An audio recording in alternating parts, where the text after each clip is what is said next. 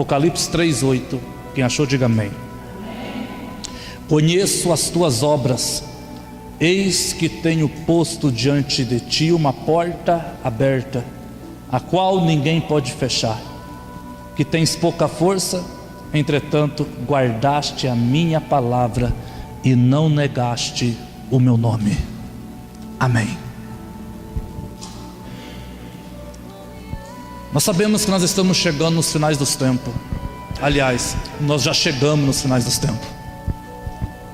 Jesus disse que nos finais dos tempos, os finais dos tempos, ele não seria revelado tão apenas pela guerra, pela fome, mas uma das evidências que nós estaríamos nos finais dos tempos seria que o amor de muitos iriam se esfriar. E o tempo em que nós vivemos é exatamente esse tempo. Parece que é cada um por si e Deus para todos. Cada um pensando no seu umbigo, cada um pensando no seu problema, cada um pensando na sua prova, na sua luta. E o amor que deveria estar em seus corações para poder abençoar as pessoas, este amor não existe mais. É o amor de si mesmo, é o amor voltado apenas para si. Isso é uma evidência dos finais dos tempos. As pessoas não amam, e se não amam, não perdoam. E se não perdoam, vivem machucadas, vivem feridas. Elas não conseguem caminhar dentro daquilo que Deus planejou para as suas vidas. Elas não conseguem caminhar, elas não conseguem desfrutar, receber daquilo que Deus tem para elas, simplesmente porque elas não conseguem amar as pessoas e não conseguem amar a Deus. Porque se você ama a Deus, você ama as pessoas. Duas coisas não podem andar separado. Se você ama as pessoas, você ama a Deus. Se você ama a Deus, você ama as pessoas. Em um tempo onde as pessoas elas têm dificuldade para se arrepender daquilo que elas fazem. Elas têm muita dificuldade para arrepender. Ou seja, o arrependimento verdadeiro não existe mais. E se existe, existe em poucos corações. Poucas pessoas conseguem se arrepender de fato. E uma das coisas que tem a ver com arrependimento é que eles associam arrependimento em deixar de fazer algo. Só que arrependimento não tem a ver com deixar de fazer algo. Por exemplo, quem rouba, ele fala assim: eu me arrependi. Então ele para de roubar como um sinal do seu arrependimento. Só que parar de roubar não é sinal de arrependimento. Aquele que matava, ele diz assim: eu me arrependi, portanto eu não mato mais. E pelo fato dele não matar mais, ele se arrependeu. Ele pensa que se arrependeu. Só que na verdade, você deixar de fazer uma coisa que fazia antes, pensando que aquilo é arrependimento, isso não é arrependimento. Homem de Deus, o que é arrependimento então? De acordo com o termo original da Bíblia Sagrada, arrependimento, a palavra grega que aparece ali é metanoia. Então arrependimento é mudança de mente. Arrependimento é como se você estivesse indo em um determinado lugar e no meio do caminho você encontrava com Jesus, e Jesus vem e faz uma obra tremenda no teu coração, e você tem que dar um giro de 180 graus, deixar de ir para aquela direção e começar a caminhar na direção oposta. Isso é arrependimento. Então arrependimento não está ligado apenas quando eu deixo de praticar um pecado. Arrependimento está ligado a uma transformação radical de mente, metanoia. Por exemplo, quando Jesus chegou na casa de Zaqueu, preste bem atenção nisso, isso pode mudar a sua vida. Muitas pessoas não conseguem ser curadas, muitas pessoas não conseguem ser transformadas, muitas pessoas não conseguem alcançar algo de Deus, porque elas ainda não tiveram uma metanoia, elas ainda não se arrependeram dentro daquilo que a palavra genuinamente nos fala, dentro do princípio, dentro da etimologia da sua palavra, da palavra arrependimento. Agora, se você recebe essa chave aqui essa noite, e se você coloca em prática, muita coisa é desatada na sua vida através de uma simples palavra chamada arrependimento. A palavra é simples, mas a obra que é feita através do arrependimento é grande, é poderosa na sua vida. Jesus está na casa de Zaqueu, Lucas capítulo 19, e ao chegar na casa de Zaqueu,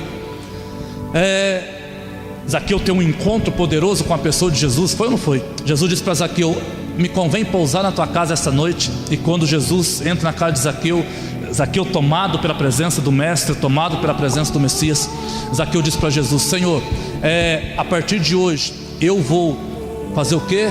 Eu vou vender as minhas coisas e vou dar metade dos meus bens aos pobres. E se eu roubei alguém, eu vou restituir 4 vezes mais. Isso é arrependimento. Então Jesus falou para Zaqueu assim: então hoje chegou salvação na tua casa, Zaqueu. Ou seja, a glória de Deus veio sobre Zaqueu e a sua vida foi transformada numa simples atitude de arrependimento. Mas o que Zaqueu fez demais então, se arrependimento não é parar de cometer um pecado? Ou seja, Zaqueu então, ele diz para Deus, para Jesus: se eu roubei, eu vou devolver 4 vezes mais. Então arrependimento não se trata apenas de você parar de fazer alguma coisa. Você precisa fazer algo contrário daquilo que você fazia antes. Ou seja, se eu roubava, quando eu me arrependo de verdade, agora eu vou dar. Entende? Arrependimento não é simplesmente parar de roubar. Foi o que Zaqueu entendeu. Se eu roubei, eu restituo 4 vezes mais. Ou seja, eu paro de roubar e agora eu vou dar para as pessoas. Isso é arrependimento. Não se trata apenas de parar de roubar. Não se trata apenas de parar de cometer aquele pecado. Não se trata apenas de parar com aquilo. Além de parar, você precisa fazer o contrário daquilo que você fazia. Isso é metanoia. Você está indo para lá, se encontra com Jesus, e você está indo para aquela direção, se encontra com Jesus e tem que dar um giro de 180 graus e voltar para a direção oposta. Isso é metanoia, isso é mudança de mente, isso é arrependimento. Além de parar de roubar, agora Zaqueu entendeu que arrependimento é também dar. Se eu roubava, agora eu vou dar. Paulo, vamos falar de Paulo, outro exemplo na Bíblia. Paulo, ele matava, ele perseguia os cristãos. Quando se encontrou com Jesus, ele estava indo para lá. Houve uma metanoia, uma mudança de mente. Ele teve que fazer o caminho oposto. Ele matava cristão. Quando ele se arrependeu, ele parou de matar os cristãos e começou a ganhar pessoas para Jesus. Se Paulo simplesmente para de perseguir os cristãos e entra dentro da sua casa e não quer fazer mais nada, aquilo não era arrependimento. Mas quando ele falou assim: eu também vou ganhar almas para Jesus, eu também vou ganhar vidas para Jesus, ele parou de matar os cristãos e começou a ganhar pessoas e fazerem dela pessoas crentes no nome de Jesus. Arrependimento. Vamos falar do carcereiro de Atos capítulo 16. Lembra daquele carcereiro, Paulo e Silas, estava na prisão e veio um terremoto, aquele negócio todo. O carcereiro ficou desesperado, porque ele sabia, se um soldado fugisse daquela prisão, ele seria morto. Porque todo soldado romano, que era o carcereiro da época, eles eram treinados desde criança a serem violentos. Não existia soldado romano que não era violento. Todo soldado romano, você vai lembrar bem daqueles que bateram em Jesus a caminho do Gólgota. Eram soldados romanos, eles eram treinados para serem violentos. A mente deles eram mentes treinadas para ser violentas. E aquele carcereiro não é diferente. Ele foi treinado desde criança para ser um homem violento. E ele sabia, se algum preso fugisse da prisão na qual ele comandava, ele seria morto. Então, por ele ser um homem violento, ele bateu demais em Paulo, ele bateu demais em Silas, ele deu chibatadas em Paulo, ele deu chibatadas em Silas. Mas quando veio o terremoto e aquele desespero, aquele reboliço na prisão, o carcereiro em desespero porque viu os presos fugirem, o carcereiro disse assim: e agora, o que eu hei de fazer? O que eu preciso fazer? E Paulo levantou a mão e disse: fique tranquilo, carcereiro, porque ninguém fugiu, estão todos aqui. E naquela noite o carcereiro recebe Jesus, ele aceita Jesus. E o carcereiro que havia batido em Paulo convidou Paulo para ir na sua casa. E a Bíblia diz em Atos 16:31: crê no Senhor Jesus Cristo e será salvo tu e a tua casa. E naquela mesma noite o carcereiro, a sua esposa, os seus filhos, todos foram batizados nas águas, porque creram no Jesus que Paulo estava pregando. Mas ele também teve a metanoia, ele também teve o arrependimento genuíno. Por quê? Porque na prisão ele bateu em Paulo e Silas, mas na casa dele o texto diz que aquele carcereiro começou a curar as feridas de Paulo e Silas. Isso é arrependimento. Meu corpo está arrepiado. Isso é arrependimento. Em outrora você batia, agora você ajuda a curar aqueles que estão doentes. Isso é arrependimento. Além de não bater mais, você demonstra arrependimento quando você começa a ajudar as pessoas, a abençoar as pessoas, a dar direção para a vida das pessoas, a ministrar corações que estão destruídos. Você começa a abençoar vidas.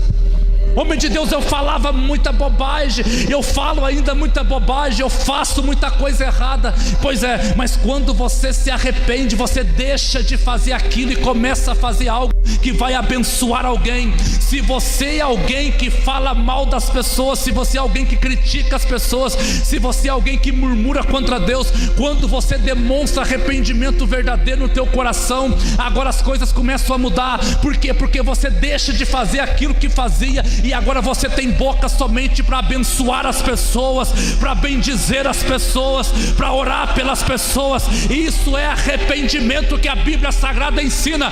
Metanoia. Quem sofre de uma metanoia, a vida deles são transformadas, são mudadas, são visitadas, são tocadas.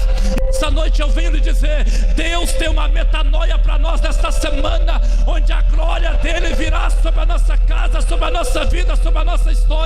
Se você assim acredita nesta palavra, levante a tua mão para o céu para receber da parte de Deus.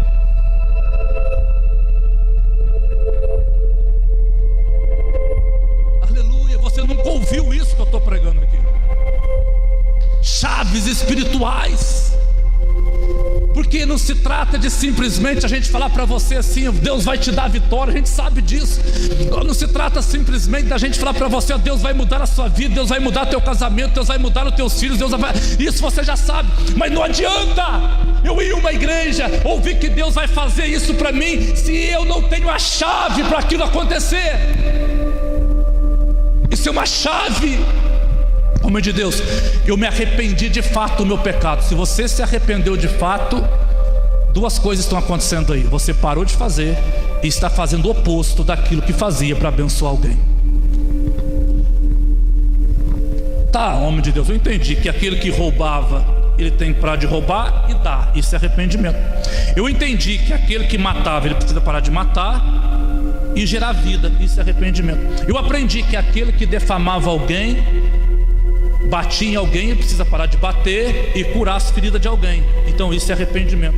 Eu entendi que aquele que falava mal das pessoas, mentia e levantava falso testemunho, ele precisa parar de fazer isso e agora ele precisa abençoar as pessoas. Isso é arrependimento. Tá, mas e com relação à sexualidade? E com relação à pornografia? E aí, como é que faz?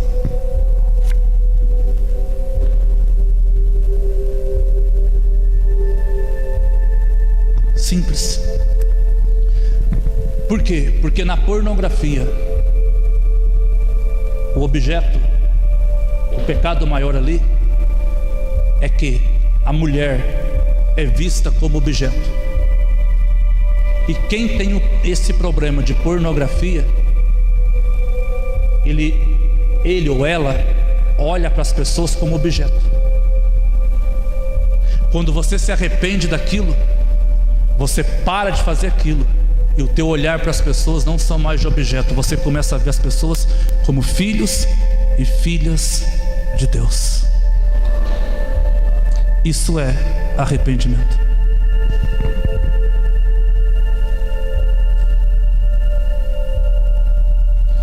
É uma chave poderosa que abre portas na sua vida. O que estamos pregando aqui essa noite. E isso pode mudar a sua vida da noite para o dia.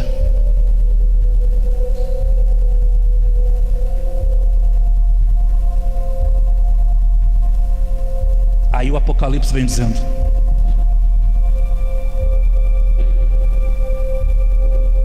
eis que ponho diante de ti uma porta aberta.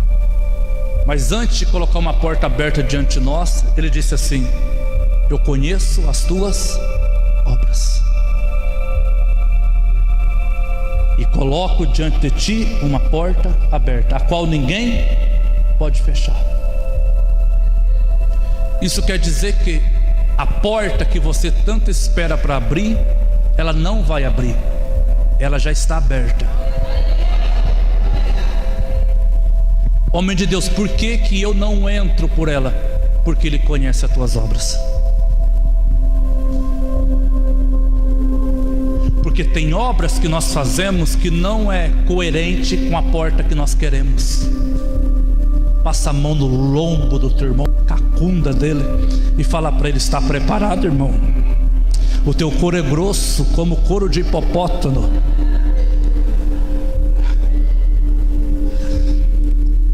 E ao sair daqui essa noite, dá uma procurada na cidade para ver se você acha uma farmácia aberta e compra um metiolate, leva para casa para curar as feridas que vai ocasionar no teu lombo aqui agora.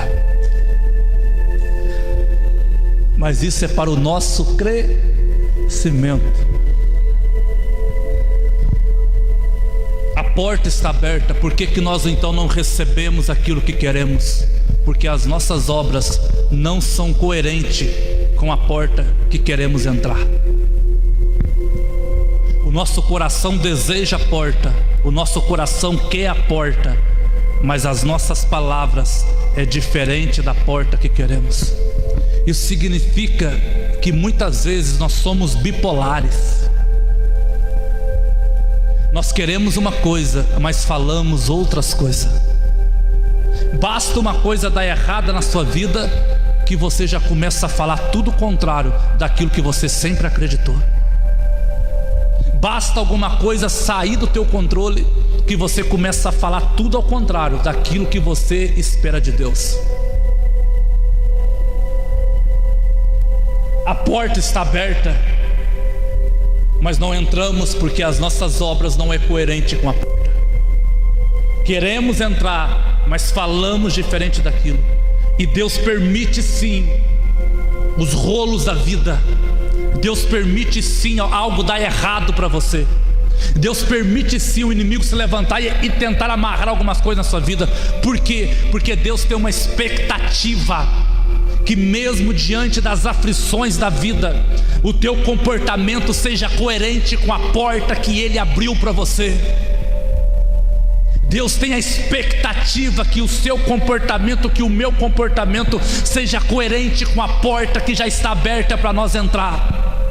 Nós não entraremos por essa porta na ausência de aflições, não entraremos por esta porta sem passar por problema, não entraremos por esta porta, em outras palavras, nós não conquistaremos nada se não houver luta antes daquilo, se não houver aflições antes daquilo, se não houver problemas antes daquilo. Mas quando Deus permite a aflição, Deus permite o problema chegar, o nosso comportamento começa a ficar diferente da porta que eu quero entrar. E se o meu comportamento fica diferente da porta que eu quero entrar, ah, meu Deus, eu não consigo entrar por ela mesmo ela estando aberta.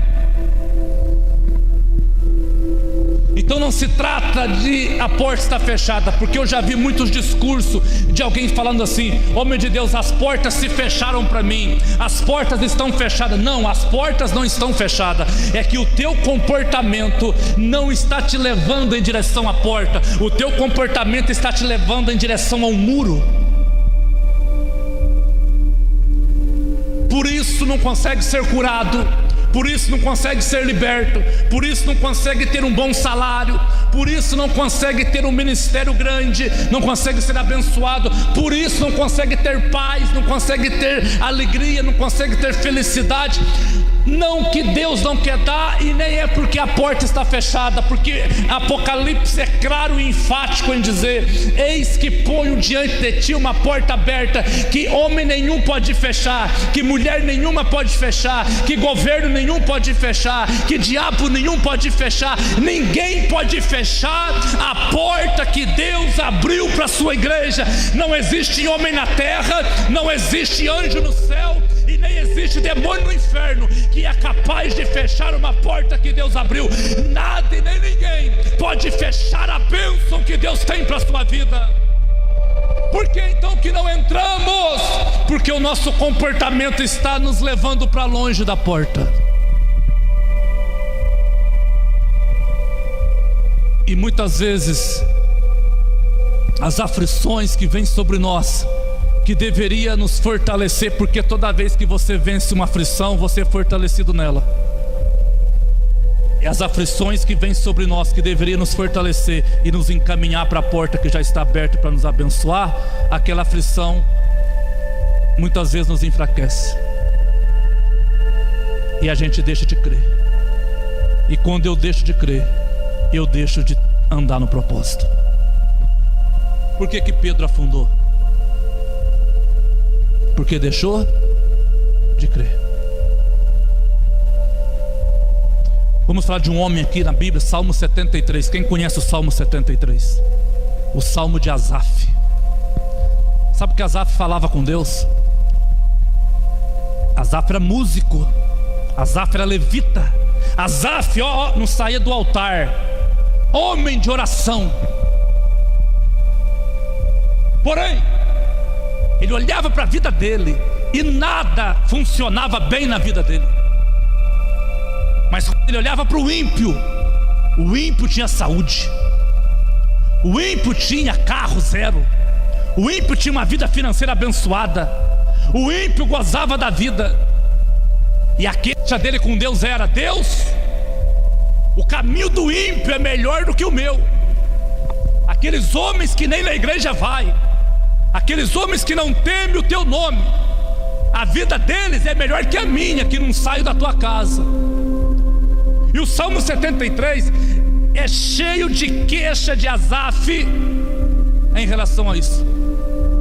E ele diz algo importante: por olhar para isso, Deus, quase que os meus pés se desviaram. Ele deu uma chave aqui para a igreja. Só tem uma coisa que te faz desviar. Embora desviado não existe, ninguém é desviado. Ah, mas saiu da igreja, não é desviado? Não, é que eles nunca foram enviados. Estavam na igreja, mas Deus não chamou ninguém e voltaram para o mundo. Não são desviados, é que eles nunca foram enviados. Porque quem teve uma experiência com Jesus, ele passa no meio do inferno e ele não abandona a Jesus. E Asaf deu uma chave importante. Sabe o que te faz desviar? Olhar para a vida dos outros, olhar para o defeito dos outros, olhar para o defeito da igreja. Porque a igreja tem defeito. Nossa, homem de Deus, tem, e não é pouco não. Tem muito defeito. É muito. Nossa, é mesmo, eu estou vendo que está um piso quebrado aqui, né? Quem dera se fosse esse defeito. Fácil de arrumar, mas não é esse. E você sabe do que eu estou falando. Aquilo vai roubando a tua fé, vai roubando a tua comunhão com Deus, e dali a pouco você começa a duvidar que Deus te colocou no lugar certo. É pecado isso? Se é pecado eu não sei, mas isso aconteceu com Asaf. Quase Deus que eu me desviei por ficar olhando para a vida dos outros. E você já não pensou isso algumas vezes? Eu que estou orando, Deus, eu que estou jejuando. Estamos no jejum, tem 2 dias de jejum já, sábado e domingo. Segunda-feira é o 3º dia. Eu que estou indo nos cultos, e a vida do outro que não tem nada a ver está melhor que a minha. Vai falar que você não pensou isso ainda.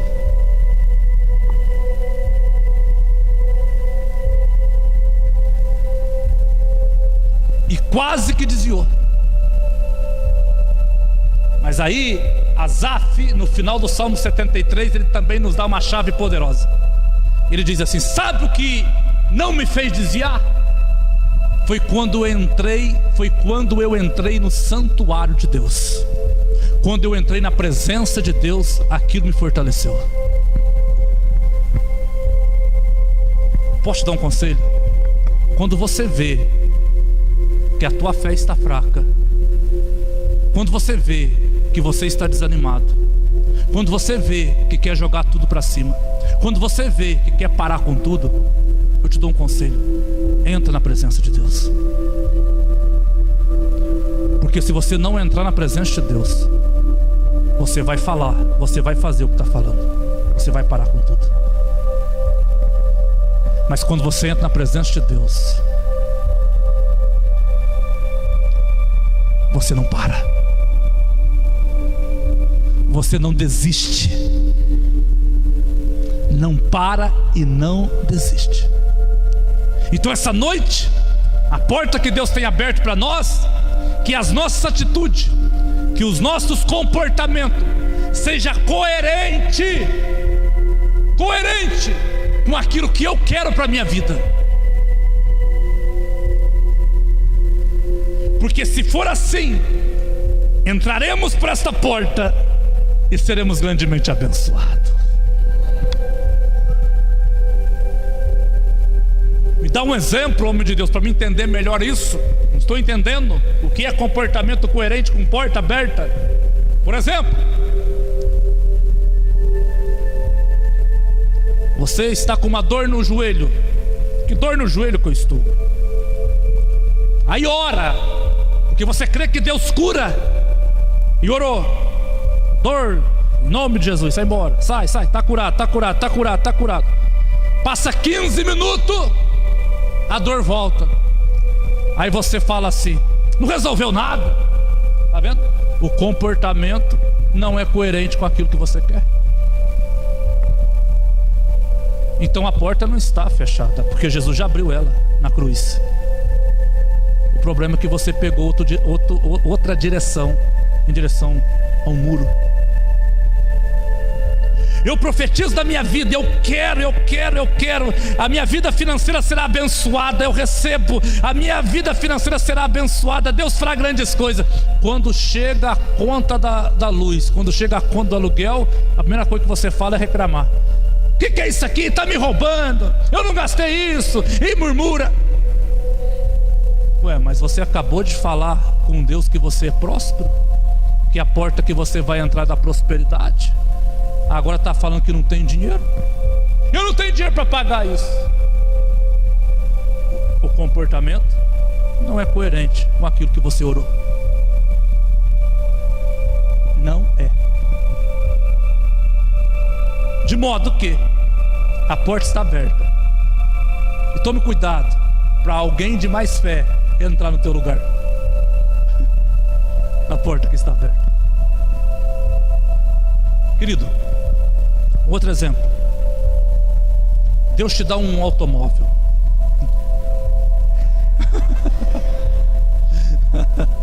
Deus te dá um automóvel. Aí na primeira semana o automóvel quebra, sei lá, quebra uma peça no carro. Aí você arruma. Aí na segunda semana quebra de novo. Aí você arruma. Na terceira semana torna a quebrar. E você arruma. E você estava todo feliz, porque Deus havia te dado. Agora os problemas começam a roubar de você a felicidade. E o que você faz? Esse carro não presta. Esse automóvel é ruim. Querido, se o teu automóvel está quebrando, é sinal que Deus respondeu a tua oração e te deu um automóvel. Agora, se não quebrasse, significava que você também não tinha automóvel. Então, se está quebrando é porque Deus te deu. E se Deus te deu, Ele também vai te dar condição para arrumar o teu automóvel. Não queria casar, casou. Aí de repente está brigando em casa. Eu não aguento mais. Se você está brigando em casa, significa que você tem uma família. Se não tivesse briga em casa, você seria como muitas mulheres aí que peleja, trabalha para ter filho e é estéril e não consegue engravidar. Homem de Deus, o meu filho está me dando trabalho. É sinal que você tem um filho. É sinal que você tem uma família. E se Deus te deu, Ele também te dará condições e sabedoria para cuidar da tua casa, da tua família, dos teus filhos. Deus lhe dará, porque a porta já está aberta. E aqui eu termino, porque eu disse que eu não pregaria mais de 30 minutos de sermão. Aleluia. Aleluia, glória a Deus. E no final ele diz assim, ó: guardaste a minha palavra e não negaste o meu nome. O que é isso, irmão? Guardar a palavra. É que mesmo tudo estando difícil na sua vida, o teu comportamento continua coerente com a promessa de Deus. Ainda que as coisas estejam dando errado, ainda que você esteja passando luta e problema, você ainda guarda a palavra de Deus. Você diz assim: Deus, eu não vou desgrudar dessa palavra, eu não vou abandonar esta palavra. Hoje está difícil, mas se eu permanecer nesta palavra, eu entrarei por esta porta que já está aberta, eu entrarei por esta porta que o Senhor já abriu para mim.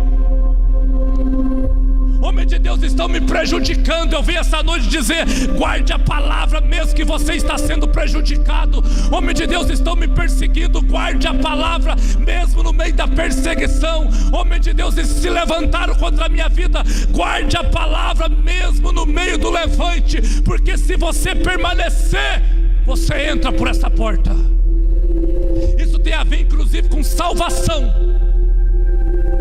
A porta da salvação está aberta. Quem guarda a palavra entra por ela. Mas ele dá uma dica aqui, ó. Ele diz assim, ó: ainda que com pouca força. Opa! Então eu aprendo algo precioso aqui. Se você guarda a palavra, não quer dizer que você é forte. Só guarda a palavra quem é fraco. Só guarda a palavra quem é fraco. Homem de Deus, mas eu estou sem força. Mas a palavra não são para os fortes, a palavra são para os fracos.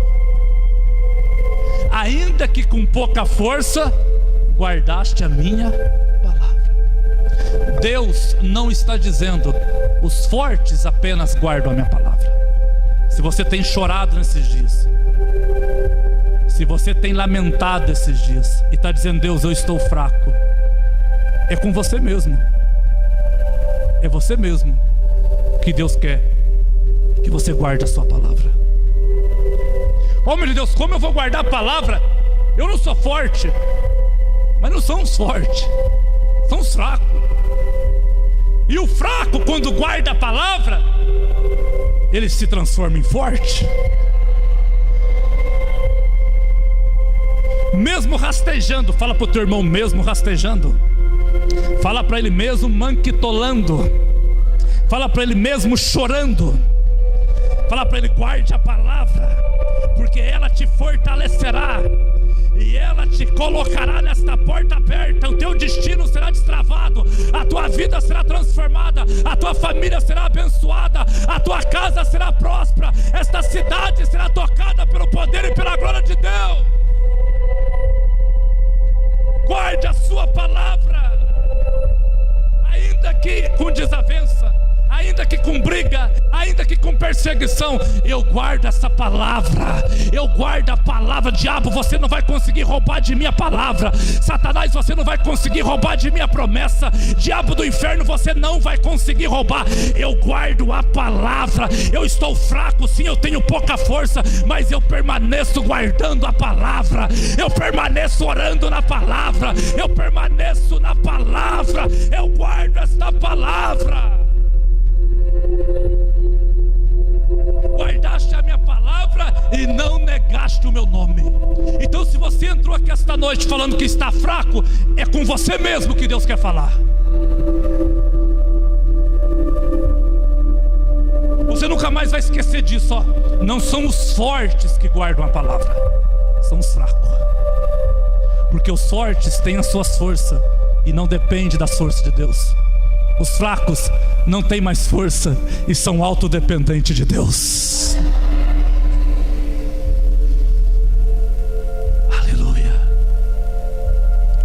Se você guardar a palavra, ainda que chorando, ainda que lamentando, o Salmo de número 126 diz assim, ó: eu sinto a presença de Deus. O Salmo de número 126 diz assim: aquele que semeia com lágrimas, chorando, ele voltará trazendo os seus feixes, a sua colheita. Por que ele voltará trazendo a sua colheita?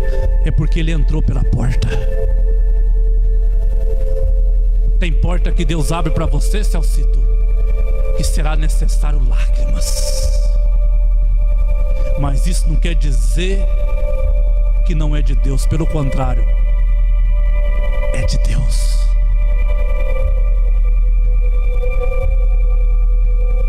Então nessa hora o que eu devo fazer? Apenas guardar a palavra. Não apenas a palavra bíblica, mas a palavra que o Espírito gerou no meu espírito, e também uma palavra profética que eu recebi da boca de alguém. Repare que nesses dias estamos falando muito sobre palavra. O senhor crê em milagre? Creio, porque a palavra diz sobre milagres. Ministramos, cremos e vemos milagres quase todos os dias. Mas, muito mais do que milagre, é quando você sofre uma metanoia pela palavra. E quem é a palavra? Quem é a palavra? Quem é a palavra? Quem é a palavra? Jesus. João capítulo 1. O verbo se fez carne e habitou entre os homens. Quem é o verbo? É Jesus. Se Jesus é a palavra, logo ele é o verbo. Então quando você guarda a palavra, você está guardando quem? Cristo. Por isso que você se torna vencedor, porque agora você não está sozinho mais. O general dos generais está com você. Quem guarda a palavra, guarda Deus com ele. Quem guarda a palavra, guarda Jesus com ele. Quando o diabo olha para a tua vida, ele não vê apenas você, ele vê o comandante do exército celestial, Jesus de Nazaré, do teu lado. Do teu lado. Não, balança o teu irmão para lá e para cá. Fala para ele: você vai guardar a palavra ou vai continuar com essa cara amarrada? Fala para ele: Deus me trouxe aqui essa noite para lhe avisar, a porta já está aberta para você. Vamos ficar de pé em nome de Jesus.